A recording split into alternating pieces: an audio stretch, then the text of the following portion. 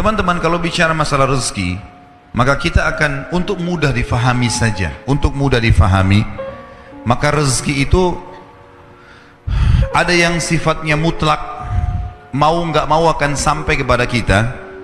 Ada yang sifatnya ikhtiar, ada yang sifatnya ikhtiar.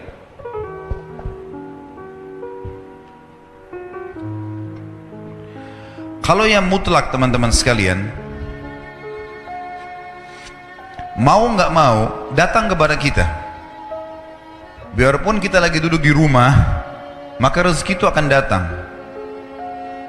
Seperti misal, mata kita sekarang menangkap cahaya, hidung kita menarik oksigen, telinga kita menangkap suara, energi di tubuh kita pada saat kita mau bergerak, kita mengeluarkan proses makanan yang habis akan dibuang, kotoran, tinja dan air seni, rezeki datang. Ada juga rezeki-rezeki yang lain selain daripada itu, seperti misalnya kita lagi duduk di rumah, tetangga antarin makanan, nggak pernah pesan, nggak pernah apa-apa, tiba-tiba dikasih. Orang tua kita banting tulang, begitu mereka meninggal kita dapat warisan, ya. Ada rezeki yang mutlak. Kita lagi masuk ke restoran, tiba-tiba ada teman juga masuk, dibayarin, ditraktir. Kita nggak pernah programin sebelumnya. Namanya mutlak, pasti sampai ke kita. Ini sesuai dengan hadis baginda Nabi SAW, tidak akan meninggal jiwa, tidak akan meninggal orang yang punya nyawa, kecuali akan dilengkapkan semua rezekinya. Ada orang subhanallah pas sudah tua sekali dapat warisan, tiba-tiba jadi kaya, ada saja. Ada orang bertahun-tahun sakit, sembuh di akhir hidupnya, kuasa Allah, rezekinya pasti sampai kepada dia. Ada hadis yang lain berbunyi, kalau seandainya seseorang di antara kalian, hadis sahih riwayat Imam Ahmad setahu saya,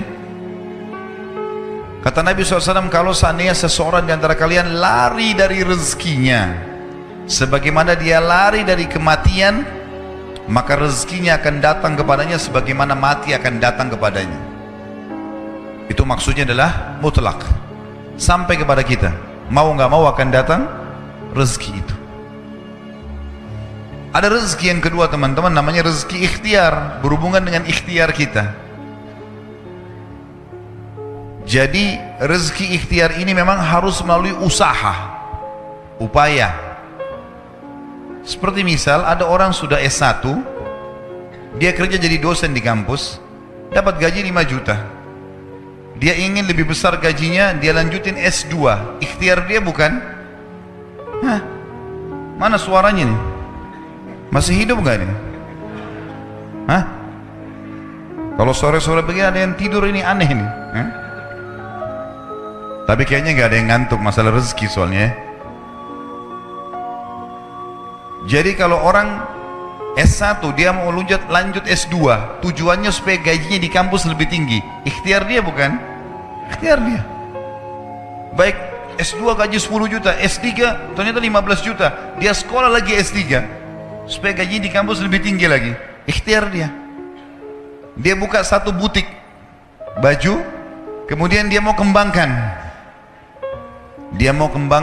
Dia buka 5 cabang, 10 cabang. Ikhtiar dia. Dia yang berikhtiar. Dia punya restoran, dia buka 10 cabang restoran. Dia tinggal punya ilmunya saja, selesai. Dia bisa kembangkan. Kalau saya sering gambarkan di pengajian saya, masalah rezeki ini adalah seperti pohon buah. Ada buah yang berjatuhan, ada buah yang bergelantungan. Buah yang berjatuhan ini itu adalah rezeki mutlak tadi. Artinya kita tidak usah capek-capek upaya, datang sendiri. Ya tadi oksigen yang kita hirup, cahaya ditangkap oleh mata, tadi ditraktir teman, dapat warisan orang tua, dan seterusnya. Ada buah-buahan yang bergelantungan, kita harus punya fasilitas, galaka atau punya tangga untuk naik ke atas. Harus ada ikhtiarnya, baru bisa pungut tuh buahnya. Nah ini siapa saja boleh lakukan. Ingat, dalam masalah rezeki, kafir atau beriman sama-sama dikasih sama Allah. Jangan bilang, kenapa tetangga saya orang kafir itu bisa punya mobil mewah? Kuasa Allah. Siapa yang mau punya usaha, dia bisa dapatkan. Hanya bedanya, antara muslim sama kafir di status halal atau haramnya. Kalau muslim, teman-teman sekalian, kita ini orang muslim, buah-buah yang berjatuhan dan buah-buah yang bergelantungan tadi, yang dibolehkan ambil hanya yang berkualitas. Ada busuk sedikit jangan diambil, halal. Sedikit busuk syubhat, bagus gak ya, jangan diambil. Kalau orang kafir semua diambil, mau busuk mau enggak semuanya diambil. Kalau muslim tidak. Dan subhanallah, dalam masalah ini para ulama mengatakan seorang muslim mendapatkan keberkahannya. Nanti akan kita bahas masalah itu dalam kiat-kiat mempertahankan dan menjadikan rezeki supaya berkah. Jadi ini gambaran rezeki, teman-teman sekalian. Dan supaya kita tidak menyangka buruk dengan Allah, harusnya seseorang di antara kita, teman-teman sekalian, harusnya seseorang di antara kalian, ini wajib hukumnya, mengetahui bahwasanya kalau kita ingin mempertemukan tentang kondisi kita dengan kondisi orang lain, maksudnya kondisi orang non muslim misalnya, pertemukan yang sesuai, yang sepadan. Misal, tidak adil kalau saya seorang pegawai, gaji saya 1 juta misalnya, atau 2 juta rupiah, saya pertemukan dengan tetangga saya yang seorang miliarder kafir, nggak bakal adil itu. Yang adil adalah pertemukan coba keadaan kita dengan kafir yang gajinya sama dengan kita. Nah, baru kita tahu bagaimana berkahnya rezeki itu. Harus adil, ya. Seperti kasus masalah kemarin di pilkada di Jakarta, saya juga bahasakan masalah itu. Tidak adil sekarang banyak orang non muslim ini mengatakan, atau orang-orang munafik dari kaum muslimin, pura-pura Islam, dia bilang lebih baik pemimpin kafir yang tidak korupsi daripada pemimpin muslim yang korupsi. Ini tidak adil ini. Mestinya pertemukan begini, non muslim yang tidak korupsi dengan muslim yang tidak korupsi. Nah, itu baru adil. Kafir yang koruptor dengan muslim yang koruptor, nah baru adil. Nggak bisa dipertemukan antara ini dengan ini, tidak bisa. Nggak bisa kita pertemukan keadaan kita yang gaji 1 juta dengan tetangga non muslim yang 1 miliar gajinya atau pendapatannya. Nggak adil namanya. Maka harus kita sesuaikan di sini, ya. Harus kita sesuaikan supaya kita tidak sangka baik, tidak sangka buruk dengan Allah Subhanahu wa taala. Ingat, Allah selalu dengan prasangkaan hamba-hambanya. Ini harus digarisbawahi, teman-teman sekalian. Banyak kisah nyata berhubungan dengan masalah ini. Kalau kita menggantungkan nasib kita pada Allah, luar biasa. Ada seorang syekh, saya dengarkan ceramahnya, menarik sekali. Saya tidak tahu orang itu siapa, tapi cuplikannya saya dapatkan dari seorang teman dari Jeddah yang mengirimkan ke saya. Orang ini cerita, syekh ini menceritakan, cuplikannya ada di HP saya. Dia bilang, saya satu waktu pernah ke Mesir, dan di Mesir ini saya lagi dari satu daerah mau ke Kairo, dari Iskandaria, satu kota mau ke Kairo. Itu saya tiba di Kairo mungkin sekitar jam 2 malam. Pesawat saya selepas subuh harus berangkat kembali ke Saudi. Dia bilang, saya telepon pengurus masjid, saya mungkin mau mampir di masjid yang saya ceramah kemarin di Kairo itu. Saya mau tinggal di sana mungkin 2 jam, 3 jam istirahat. Nanti habis itu baru kemudian saya berangkat ke Saudi habis subuh. Dia bilang, saya masuk ke masjid, tiba jam 2 malam, turun dari mobil, saya lihat masjid, lampunya nyala semua nih. Kemudian setelah saya masuk masjid, saya temukan ada orang di mihrab, imam, lagi sujud, nangis-nangis. Dan luar biasa, tangisannya itu kalau orang dengar membuat orang yang dengar pun mau menangis. Jadi saking luar biasa dia merengeknya sama Allah dalam sujudnya. Kata syekh ini, saya pun sambil berdoa sama Allah, ya Allah kabulkan permintaannya orang ini. Walaupun saya belum tahu apa yang diminta gitu. Dia bilang selesai dia sholat, saya dekati dia, saya bilang, Masya Allah, doa apa ini? Luar biasa ini.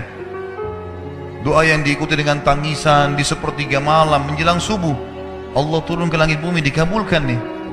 Dia bilang, demi Allah syekh, karena syekh ini orang Arab biasanya panggil, bisa orang pintar, bisa orang kaya, bisa orang tua. Jadi kalau antum dipanggil syekh jangan bangga dulu ya, karena banyak maknanya itu ya. Jadi dipanggil syekh, dia tidak tahu, biasa juga di Saudi begitu ya. Kalau ada orang kita tidak kenal dipanggil syekh, syekh sini syekh. Walaupun antum bukan syekh sebenarnya gitu. Ya. Maka dia bilang, demi Allah syekh, dia tidak tahu kalau ini orang memang ulama gitu. Istri saya sekarang lagi dirawat di rumah sakit. dan saya harus bayar 14.500 jenih atau ponnya Mesir. Saya harus bayar rumah sakit, kalau enggak istri saya enggak bisa dioperasi. Ini sudah parah sekali. Kata syekhnya, jadi gara-gara itu kau sujud sama Allah. Dia bilang iya, lanjutkan nangis sama Allah. Allah tidak akan menyanyiakan orang yang ikhlas minta padanya. Lanjutkan, nikmati sujudmu, pasti Allah akan berikan jalan keluar. Dia bilang iya, baik. Orang itu dia bilang kembali lagi ke mihrab, nangis lagi, sholat sujud sama Allah. Ya Allah, dan dalam doanya begitu, ya Allah, istri saya mau dibayar besok rumah sakitnya, jumlahnya sekian, saya tidak pegang uang satu jenih pun. Ini 14.500 jenih, banyak sekali. Maka dia bilang, orang ini bilang baiklah kalau begitu. Syekhnya ini bilang, saya mau tidur dulu, saya istirahat 1 jam, menjelang azan subuh dia bilang, ada marbot masjid datang bangunin saya. Sudah azan, saya sholat qobliyah, sholat sunnatul fajr. Waktu iqamah, pengurus masjid tahu kalau dia ini ulama, dipanggil, dia bilang, Syekh tolong jadi imam. Dia bilang, saya capek, baru istirahat 1 jam, 2 jam malam, biarlah imam. Dia bilang, tidak apa-apa, ayat-ayat pendek aja, baca surah-surah pendek aja. Kata Syekh, baiklah. Dia bilang, saya baca surah-surah pendek. Rupanya mikrofon masjid karena keluar di luar, ada satu pengusaha Mesir, apartemennya itu dekat masjid, dan dia suka ikuti ceramahnya Syekh ini di YouTube. Dia bilang, turun dari apartemennya, ikut sholat berjamaah di masjid, karena dia kenal suaranya orang ini gitu. Begitu selesai sholat, dia bilang, saya lagi zikir, datang orang itu. Dia bilang, Syekh, ahlan wa sahlan di Mesir, saya salah satu penggemar Anda di YouTube, dan saya dengar suara tadi. Saya tadinya mau sholat di masjid lain, saya ke masjid ini. Dia bilang, Syekh, saya mau minta tolong satu hal. Kata Syekhnya, kenapa? Dia bilang, saya sudah ngitung zakat uang perusahaan saya harus alokasikan 14.500 jenih. Kata Syekhnya, orang itu bilang, saya mau alokasikan zakat saya 14.500 jenih. Kata Syekhnya, saya nangis, dengar itu. Nangis, saya terisak-isak. Kata orang itu, kenapa Anda nangis? Syekh bilang, saya nggak bisa jelasin. Dia bilang, saya nangis terus. Kemudian saya lihat ke kiri kanan di saf, mana orang yang tadi malam sholat tahajud tuh? Ada di ujung. Dipanggil sama Syekh, fulan kesini, datang. Dia bilang, ceritakan masalah kamu apa? Dia bilang, Syekh, saya punya masalah, istri saya dioperasi, harus bayar 14.500 jenih hari ini, kalau tidak nggak operasi.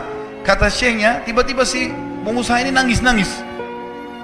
Orang ini juga heran, kenapa kalian berdua menangis? Dia masih bingung kenapa gitu. Kata Syekhnya, biarin orang ini yang jelaskan. Yang punya usaha bilang apa? Demi Allah Syekh, saya sudah 1 minggu taruh uang ini di lemari saya, sudah 1 minggu. Setiap hari istri saya bilang, turunkan, lakukan haknya Allah, zakat itu keluarkan. Dia bilang, saya ingin dapat 1 orang yang saya kasih langsung, daripada saya bagi-bagi. Saya mau 1 orang saya kasih, selesaikan masalah dia, dan Allah selamatkan saya di akhirat. Orang ini jadi nangis. Orang yang punya minta butuh nangis. Kata pengusahanya, ini uangnya, silahkan 14.500. Semoga Allah selesaikan urusan saya di akhirat gara-gara saya bantu kamu. Kata Syekhnya, demi Allah yang terjadi, orang ini yang orang yang punya uang ini, yang dikasih uang, dia tiba-tiba lupakan saya dan lupakan si pemilik uang. Dia langsung angkat kepalanya ke langit sambil menangis mengatakan, ya Allah, aku mencintaimu. Terpenuhi kebutuhannya gitu kan. Kuasa Allah. Teman-teman, cuman kita selalu buru-buru. Kalau seseorang kita di perusahaan mau dinaikkan gajinya saja, mau naikkan jabatannya, dia harus tulis permohonan. Tidak mungkin juga baru hari ini dimasukkan kemudian ketuk ruangan dirutnya, mana permintaan saya kemarin, atau hari ini, nggak mungkin. Seminggu dia sabar, 2 minggu dia sabar, dengan berharap datang panggilan. Kenapa dengan Allah subhanahu wa ta'ala kita tidak begitu, teman-teman? Banyak orang buru-buru, dan kebanyakan orang mau menggantungkan permintaannya kepada Allah hanya pada hal-hal yang kecil, hal yang besar tidak, atau sebaliknya, hal yang besar, hal yang kecil tidak. Kenapa tidak pernah minta sama Allah dikasih motor, dikasih mobil, dikasih rumah? Kenapa hanya minta kalau penyakitnya dihilangkan baru kembali kepada Allah? Itu pun seringkali kita jadikan Allah nomor 30, teman-teman sekalian. Ke dokter ini, ke dokter itu, resep ini, resep. Nanti kalau sudah mentok nggak bisa sembuh baru sholat tahajud. Salah. Islam mengajarkan kita apa? Sebelum makan berdoa, sebelum tidur berdoa, sebelum aktivitas berdoa, sebelum ke dokter doa dulu supaya Allah jadikan kesembuhan. Karena dokter resepnya cuma semoga lekas sembuh. Tidak ada pasti sembuh. Makanya teman-teman sekalian, kembali kepada Allah adalah jalan yang paling luar biasa gitu. Coba merengek kepada Allah SWT, Allah pasti tidak akan pernah memungkiri janji-janjinya.